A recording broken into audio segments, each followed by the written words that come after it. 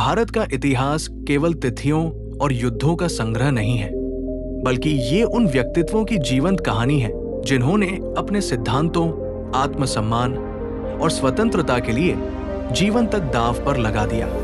ऐसे ही महान योद्धा, महान आत्मा और अडिग स्वाभिमान के प्रतीक थे महाराणा प्रताप। ये कथा किसी कल्पना पर नहीं, बल्कि प्रामाणिक ऐतिहासिक तथ्यों, लोक परंपराओं और समकालीन स्रोतों पर आधारित है। ये केवल युद्ध की कहानी नहीं, बल्कि संघर्ष, त्याग, धैर्य और आत्मबल की प्रेरणादायक गाथा है। अध्याय 1, मेवाड़ की धरती और सिसोदिया वंश। राजस्थान की अरावली पर्वतमालाओं के बीच बसा मेवाड़ केवल एक राज्य नहीं था, बल्कि स्वतंत्रता की चेतना का केंद्र था। सिसोदिया राजपूत स्वयं को सूर्यवंशी मानते थे और उनके लिए राजसत्ता से अधिक महत्वपूर्ण था स्वाभिमान। अलाउद्दीन खिलजी से लेकर बहादुर शाह तक कई आक्रमणकारियों ने मेवाड़ को झुकाने का प्रयास किया, पर यह भूमि बार बार उठ खड़ी हुई। महाराणा प्रताप का जन्म इसी परंपरा में हुआ, जहां बालक को तलवार थामने से पहले स्वाभिमान का अर्थ सिखाया जाता था। अध्याय 2, महाराणा प्रताप का जन्म और बाल्यकाल। 9 मई 1540 को कुंभलगढ़ दुर्ग में महाराणा उदय सिंह और रानी जयवंता बाई के घर एक पुत्र ने जन्म लिया। उसका नाम रखा गया प्रताप। बचपन से ही प्रताप असाधारण थे। उनका शरीर बलिष्ठ, कद ऊंचा और दृष्टि तेज थी। गुरुकुल में उन्हें शस्त्र विद्या, घुड़सवारी, धनुर्विद्या और युद्ध नीति के साथ साथ धर्म, नीति और इतिहास का भी ज्ञान दिया गया। उनकी माता ने उन्हें सिखाया, राजा वह नहीं जो राज करे, राजा वह है जो अपने धर्म की रक्षा करे। यही शिक्षा आगे चलकर उनके जीवन का मूल मंत्र बनी। अध्याय 3, सत्ता संघर्ष और महाराणा बनना। उदय सिंह की मृत्यु के बाद मेवाड़ में उत्तराधिकार का प्रश्न उठा।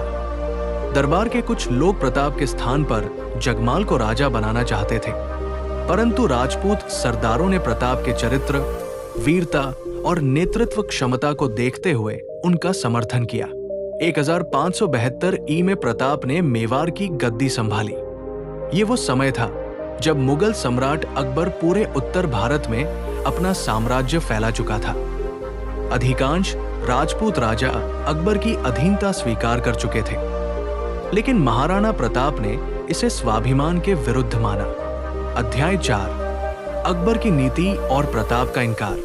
अकबर केवल तलवार से नहीं, बल्कि कूटनीति से भी युद्ध करता था। उसने कई दूत महाराणा प्रताप के पास भेजे। राजा मानसिंह, भगवान दास जैसे प्रतिष्ठित राजपूतों को भी। प्रस्ताव सरल था, मुगल अधीनता स्वीकार करो, मेवाड़ सुरक्षित रहेगा। लेकिन महाराणा प्रताप का उत्तर इतिहास में अमर हो गया। मैं स्वतंत्र जन्मा हूं और स्वतंत्र ही रहूंगा। ये निर्णय आसान नहीं था।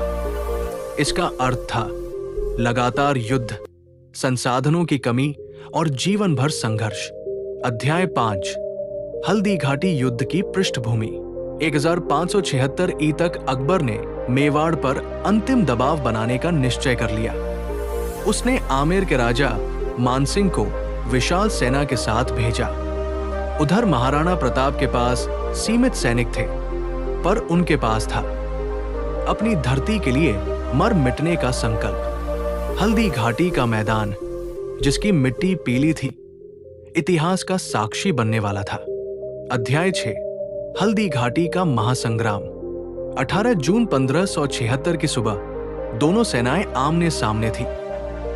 महाराणा प्रताप अपने प्रिय घोड़े चेतक पर सवार थे। चेतक केवल घोड़ा नहीं, बल्कि उनका साथी था।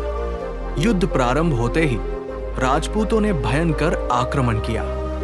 प्रताप स्वयं मानसिंह की ओर बढ़े। कहा जाता है कि उनके भाले का वार मानसिंह के हाथी के हौदे तक जा पहुंचा। युद्ध भयंकर था। अंततः संख्या बल के कारण मुगल सेना भारी पड़ी, पर महाराणा प्रताप पराजित नहीं हुए। वे जीवित रहे और यही उनकी सबसे बड़ी जीत थी। अध्याय 7, चेतक का बलिदान, स्वामी भक्ति की अमर कहानी। युद्ध के दौरान चेतक गंभीर रूप से घायल हो गया। एक नाले को पार करते समय उसने अपनी अंतिम शक्ति लगाई और महाराणा प्रताप को सुरक्षित पहुंचा दिया। कुछ ही क्षणों बाद वो वीर घोड़ा गिर पड़ा। चेतक की मृत्यु महाराणा प्रताप के जीवन का सबसे भावुक क्षण था। कहा जाता है कि उस दिन महाराणा प्रताप घंटों तक मौन बैठे रहे। वो केवल एक घोड़े का जाना नहीं था, वो एक मित्र, एक योद्धा और एक सच्चे साथी का बलिदान था। आज भी चेतक की समाधि हमें ये याद दिलाती है कि सच्ची निष्ठा और कर्तव्य भावना क्या होती है। अध्याय 8 जंगलों का जीवन और संघर्ष, भूख, आंसू और अदम्य साहस। हल्दी घाटी के बाद महाराणा प्रताप का जीवन और कठिन हो गया। वे परिवार सहित जंगलों में रहने लगे। कभी भी घास की रोटियां खानी पड़ी। उनकी पत्नी और बच्चों ने भी वही कष्ट सहे, परंतु प्रताप कभी झुके नहीं। इतिहास बताता है कि कई बार उनकी पत्नी और बच्चे भूख से रोते थे और प्रताप स्वयं आंसू छुपाकर उन्हें ढाढ़स बंधाते थे। उन्होंने गुरिल्ला युद्ध नीति अपनाई और मुगलों को चैन से शासन नहीं करने दिया। अध्याय 9 भामाशाह का योगदान। महाराणा प्रताप के संघर्ष में उनके मंत्री भामाशाह का योगदान अमूल्य था। उन्होंने अपनी पूरी संपत्ति राष्ट्र को समर्पित कर दी। कहा जाता है कि उस धन से 25,000 सैनिकों की सेना पुनः खड़ी की गई। ये घटना बताती है कि सच्चा नेतृत्व लोगों के दिल जीतता है। अध्याय 10 मेवाड़ की पुनर्स्थापना। 1585 के बाद अकबर का ध्यान अन्य क्षेत्रों में चला गया। महाराणा प्रताप ने अवसर का लाभ उठाकर मेवाड़ के अधिकांश क्षेत्रों को पुनः स्वतंत्र करा लिया। उन्होंने कभी चित्तौड़ पर सीधा आक्रमण नहीं किया, क्योंकि वो रक्त से सना हुआ था। ये उनके चरित्र की महानता दर्शाता है। अध्याय 11 महाराणा प्रताप की मृत्यु। 19 जनवरी 1597 को एक दुर्घटना के बाद महाराणा प्रताप का निधन हो गया। जाते जाते उन्होंने अपने पुत्र अमर सिंह को स्वतंत्रता का मार्ग दिखाया। उनकी मृत्यु शरीर की थी, विचारों की नहीं। अध्याय 12 प्रेरणा और सीख। महाराणा प्रताप हमें सिखाते हैं, स्वतंत्रता से बड़ा कोई समझौता नहीं। कठिन परिस्थितियां चरित्र गढ़ती है। सच्चा राजा वही जो जनता के साथ कष्ट सहे। उपसंहार। महाराणा प्रताप इतिहास के पन्नों में नहीं, बल्कि भारत की आत्मा में बसे हैं। वे हमें याद दिलाते हैं कि हार और जीत से बड़ा होता है स्वाभिमान। ये कहानी केवल अतीत नहीं, बल्कि हर उस व्यक्ति के लिए प्रेरणा है जो सत्य और आत्मसम्मान के रास्ते पर चलना चाहता है। आज के युवाओं के लिए महाराणा प्रताप से सीख। 1. समझौते की नहीं, सिद्धांतों की जिंदगी जियो। आज का युवा जल्दी सफलता चाहता है, पर महाराणा प्रताप सिखाते हैं कि सच्ची सफलता समय लेती है, पर आत्मसम्मान के साथ आती है। 2. असफलता अंत नहीं होती। हल्दी घाटी में युद्ध जीतना नहीं, बल्कि जीवित रहकर संघर्ष जारी रखना ही असली जीत थी। जीवन में हार मिलने पर रुकना नहीं, उठकर आगे बढ़ना ही सीख है। 3. संघर्ष से भागो मत। जंगलों का जीवन, भूख और कष्ट, इन सब ने प्रताप को कमजोर नहीं, बल्कि और मजबूत बनाया। आज के युवा को भी कठिनाइयों से डरने के बजाय उनसे सीखना चाहिए। 4. नेतृत्व पद से नहीं, चरित्र से बनता है। महाराणा प्रताप ने कभी ऐश नहीं किया। उन्होंने जनता के साथ कष्ट झेला। यही कारण है कि लोग आज भी उन्हें राजा नहीं, आदर्श मानते हैं। 5.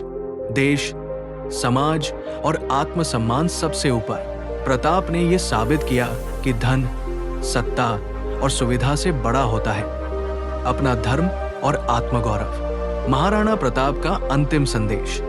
यदि आज का युवा महाराणा प्रताप के जीवन से केवल एक बात सीख ले, कठिन समय में भी अपने मूल्यों को मत छोड़ो, तो समाज अपने आप मजबूत बन जाएगा। महाराणा प्रताप केवल इतिहास नहीं, वे हर उस इंसान की प्रेरणा है जो झुकने से इनकार करता है। मैंने कहानी में अब इमोशनल गहराई जोड़ दी है, चेतक के बलिदान को और भावुक बनाया, जंगलों के संघर्ष में भूख, आंसू और मानसिक पीड़ा को उभारा। वीडियो पसंद आए तो चैनल को सब्सक्राइब करना ना भूलें। जय हिंद।